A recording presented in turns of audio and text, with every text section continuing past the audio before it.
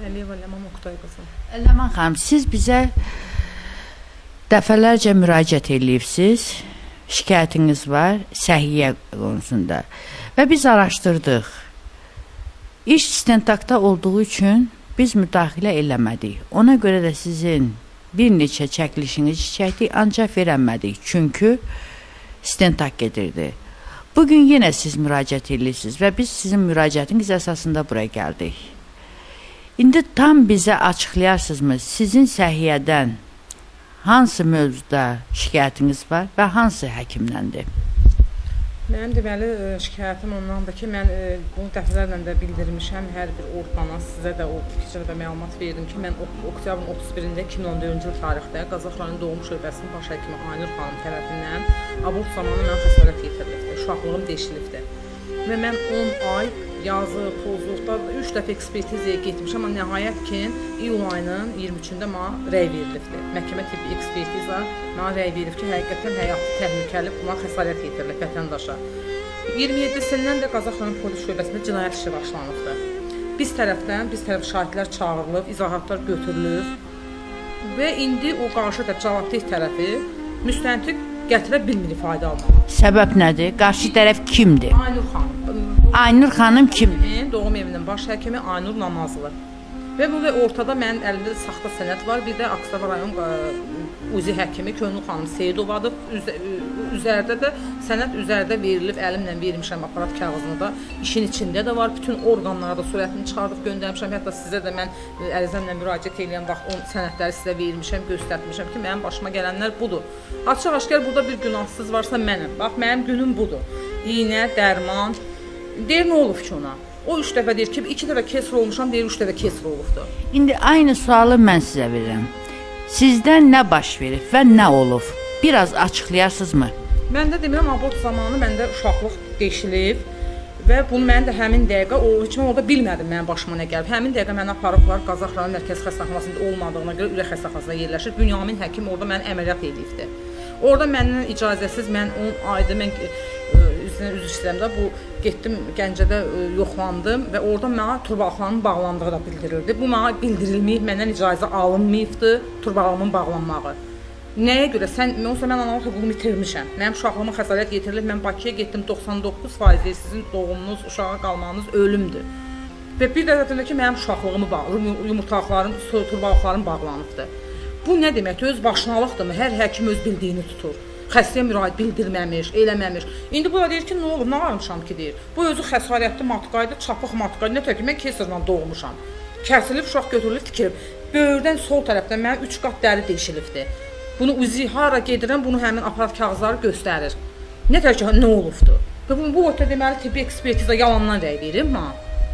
Bugün sizin işiniz istintaqdadır. Qazax rayon şöbəsində və artıq 9 aya keçir ki, istintaq bitməyib. Bunu siz nə ilə əlaqələndirə bilərsiniz? Nədən bu belə uzandı 9 ay? Bilmirəm, vallahi heç özüm də başa bilmirəm. Daha gedib gəlməkdən ölmüşəm, zəng eləməkdən bir təhər olmuşam, utanıram da. Müstəntiq deyir, rəsmi şəkildə bildirmişəm. Müstəntiq kimdir? İsə Çıraqovdur, Qılıcovdur familiyasını dəqiq bilmirəm, amma adı İsə müəllimdir. İsə müəllim nə deyir? Deyir ki, mən qanunla iş tuturam, rəsmi şəkildə vermişəm. Gətirə belədir, mən rəsmi verirəm müraciəti. Yəni, mən bu adamı gedib, zorla mı və yaxud da nə cürəsə mən gətirə bilmirəm bura. Gətirə bilmərəm. Nə deyim, valla? Nəyə görə gətirə bilmirəm? Bilmirəm, deyir, gətirə bilmirəm. Mən ona mat qalmışam ki, bu nə deməkdir? Nətər, biz müstəqil respublikada yaşayırıq, biz azadlıqdan danışırıq, söz azadlığından danışırıq. Amma heç kim sözünü deyə bilmir. Heç kim fikrini çatdıra bilmir. 10 aydır mən zülm çəkirəm, 10 aydır, mənim günümə baxın. O uşaqlığım, heç o tərəfdən istisat oldum. Başım da yoxdur, mən öz uşaqlarıma baxa bilmirəm evdə. Neçə uşağınız var? 3 evladım var, onun da adımı qoyub 3 evladım var. Güya mən 3 dəfə şey olmuşam. Bəli, sənədlər bizdə. Xeyr, mən 2 dəfə kesir olmuşam, almışam, epigrizlərim də var. İndi adını qoyub ki, 3 dəfə kesir olmuşam. Bu heç bilmir ki, bu həkimdir, bu heç bilmir ki, mən neçə dəfə operasiya olmuşam. Adını qoyub 3 dəfə kesir olub, çapıq nə olsun ki, çapıq matqanı deşib dağıtmalısan və sən niyə ginekologsan? Birinci, sənə icazə yoxdur aborta. Sən baş həkimsən, doğum evində aborta icazə yoxdur, sən hər oyundan çıxırsan orada.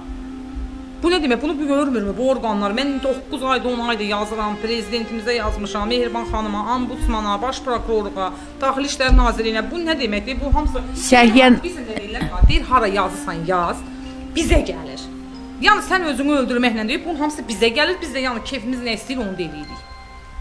bugün siz nə istəyirsiniz? Bu gün mən onun cəzalanmağını, bu işin qanunu baxılmasını istəyirəm. Mən onun cəzalanmağını ağzına vara qoyur, hər söz danışır, mənim ünvanıma məndən pul istəyir. Mən o insanın 10 ay düzünü görməmişəm. 10 ayda mən o şəxslə qarşılaşmamışam. Nə olur, mənim dolanmağımı da görürsünüz, yaşayış tərzimi də görürsünüz. Mən dilənçi deyiləm. Mən onun cəzalanmağını, qanunu nədir, mənə rəy verilibdir. Qanunu onun töhməti nədir, cəzası nədir? Nədən rəyi gizlədirlər sizdən? Sizə bir üzünü verməyiblər? Nə səbəb göstərdi müstəntiq? Qabaqca dedi verəcəm. Dedi verəcəm. Sonra da dedi ki, sən bunu şey üçün istəyirsən, media üçün. Media istəyirsən ki, bunu işıqlandırasan. Ona görə mən verə bilmərəm bunu. Bu da deməkdir ki, media üçün də istəyəcəm, hər şey üçün istəyəcəm. O mənə gəlib, mənim sənədimdir, mənim adıma gəlibdir. Niyə sənin əgər bir maddi marağın yoxdursa, sən onu nəyə görə gizlədirsən məndən? Axı bu rəy bir dövlət sirri deyil. Nədən sizdən gizlədirlər bu rəyi? Mən də hər maraqlanmışam, vəkillərlə, hüquqşünaslarla deyirlər onun bir surəti sizdə olmalıdır. Bu sizin adınıza gəlib şəxsən, o rəy sizə qısa olunub heç olmasa verilməlidir, vermir. İndi də bugün mən eşidirəm ki, danışılır, o elə bir adamdır ki, hər yerdə hər söz danışan adamdır. Ki, rəy geri qaytarılma şeyi var, rəyin. Yəni, qərar düzgün verilməyib. Nətər, bu nə deməkdir ki?